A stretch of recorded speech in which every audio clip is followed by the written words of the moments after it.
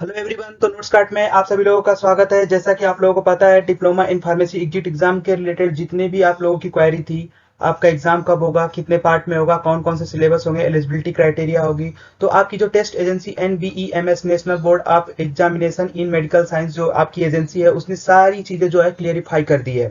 अभी हम देखेंगे उसमें क्या क्या कब कब डेट है आप लोगों के अप्लाई करने के लिए, और क्या क्या एलिजिबिलिटी क्राइटेरिया होगी। उसके बारे में बहुत सारे लोगों को डाउट था, वो सारी चीजें क्लियर हो गई है। तो चलिए हम एक बाई वन सबको डिस्कस करते हैं। तो सबसे पहले हम देखेंगे ऑनलाइन सबमिशन ऑफ एप्लीकेशन।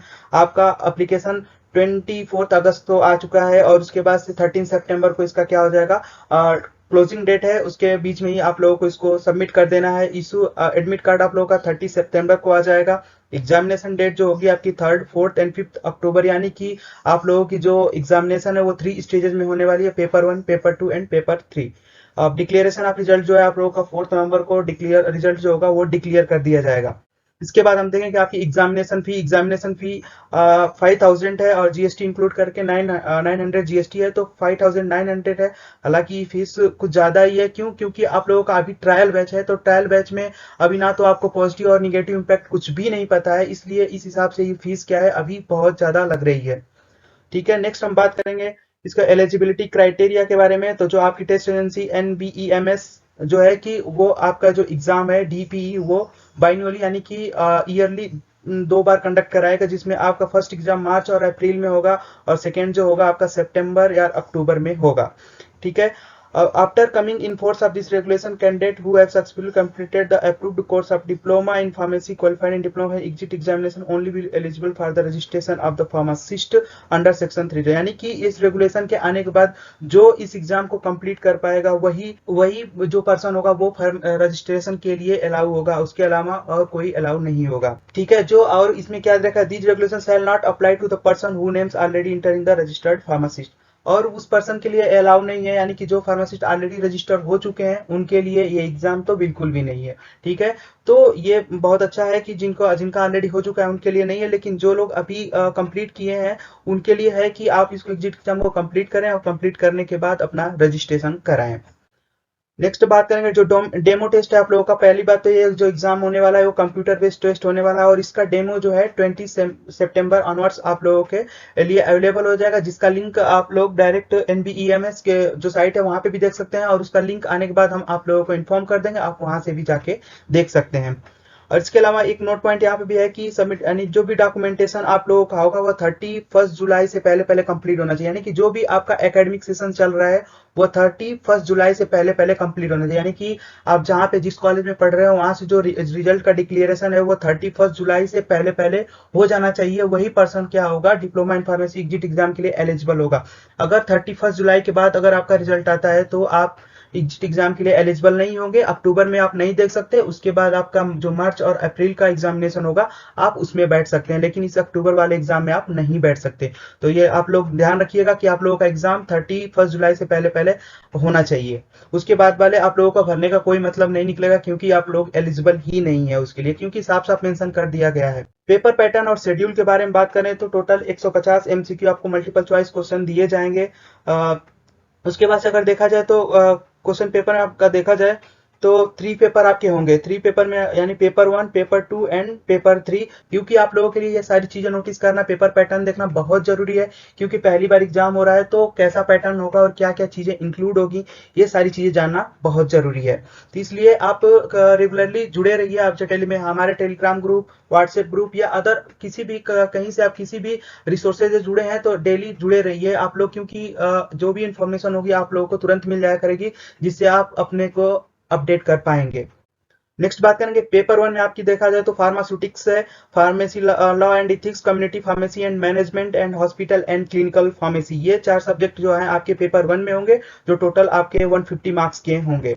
जो पेपर 2 होगा आपका human anatomy and physiology, pharmacology, pharmacotherapeutics होंगे, ये भी आपका 150 क्वेश्चन होगा। नेक्स्ट बात करें पेपर 3 में तो pharmaceutical chemistry, biochemistry and clinical pathology, pharmacognosy and social pharmacy. ये आपका पेपर 3 होगा। तो टोटल ये आपको पेपर टोटल जितने भी सब्जेक्ट थे इंक्लूड कर दिए गए हैं। और टोटल 11 सब्जेक्ट हैं आप लोगों के। इसके पहले जो आप लोगों का सिलेबस था उसमें 8 सब्जेक्ट है, तो हालांकि इसमें कुछ सब्जेक्ट ऐसे हैं जैसे फार्मेसी लॉ एंड इथिक्स में आपका सोशल फार्मेसी भी इंक्लूड कर दिया गया है।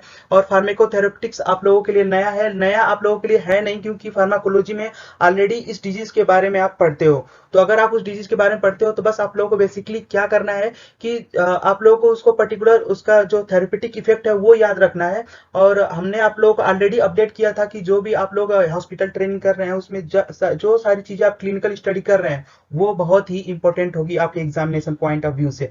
तो यहाँ पे फार्माकोथेरेपेटिक्स का मेन एम क्या है कि जो अभी क्लिनिकल प्रैक्टिस आप हॉस्पिटल में कर रहे हो वो सारी चीजें आपको पता होनी चाहिए, उसका प्रोसीजर कैसे होता है, उसके साइन एंड सिम्टम्स कैसे होते हैं, और ये सारी चीजें आपको नॉलेज में रहेगी तो आप वहां से इजिली उसको रूल आउट कर सकते हो और एग्जामिनेशन में आप लिख सकते हो। अगर एग्जाम की स्टार्टिंग टाइम देखा जाए तो पेपर वन के लिए जो आपका टाइमिंग हो यानी कि मॉर्निंग टाइमिंग 9 to 12 तक है, और इवनिंग टाइम जो है 3 to 6 है, यानी कि 3 घंटे का एक पेपर आप लोगों का होने वाला है।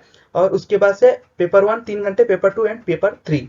ठीक है, यहाँ से आप लोगों का खत्म होता है। देन जो भी आप लोगों का है ये कंप्यूटर बेस्ड टेस्ट ही होगा। और उसके बाद से negative marking, there is no negative marking, यहाँ पे नेगेटिव मार्किंग का कोई कंसेप्ट नहीं आता है, यानी कि नेगेटिव मार्किंग का कोई कंसेप्ट नहीं है। इसलिए अपनी पढ़ाई को आप लोग रेगुलरिटी में लाइए और पढ़ने और पूरा पूरा पढ़ने की कोशिश कीजिए। हाँ, एक चीज आप लोग यह नोटिस कीजिए, जो भी चीज पढ़िए ना उसको आप लोग कंक्लूजन करने पे ज्यादा फोकस कीजिए। जो भी चीज आप स्टार्ट कीजिए, आपका सोर्स कोई भी हो, ऑनलाइन हो, ऑफलाइन हो, या कोई अदर सोर्स, या आप ग्रुप डिस्कशन कर रहे हैं, कुछ भी कर रहे हो, लेकिन आप उसका कंक्लूजन पॉइंट है उसका आप नोट्स बनाना स्टार्ट करें। क्योंकि जो आप कंक्लूजन बनाओगे उसके अकॉर्डिंग ही एग्जाम पैटर्न में पेपर आने वाला है, और उससे बहुत सारे कंसेप्ट क्लियर होंगे और आप इजिली एग्जाम को लिख पाओगे। ठीक है फ्रेंड्स, तो यहाँ तक आप लोगों का जो भी ये पैटर्न था, इसके अलावा जो भी अपडेट होगी उसको हम नेक्स्ट अपनी वेबसाइट पे और अब यूट्यूब पे, उसके बाद से व्हाट्सएप के और टेलीग्राम ग्रुप में अपडेट कर दिया जाएगा, वहां से देख सकते हैं। और इसके अलावा भी जो पैटर्न आपका है वो 3 बाउंड, यानी कि ईच सेक्शन जो होगा आपका जो पेपर होने वाला है, जैसे मान लीजिए पेपर 1 है तो उसमें 3 सेक्शन होंगे, section A, section B and section C.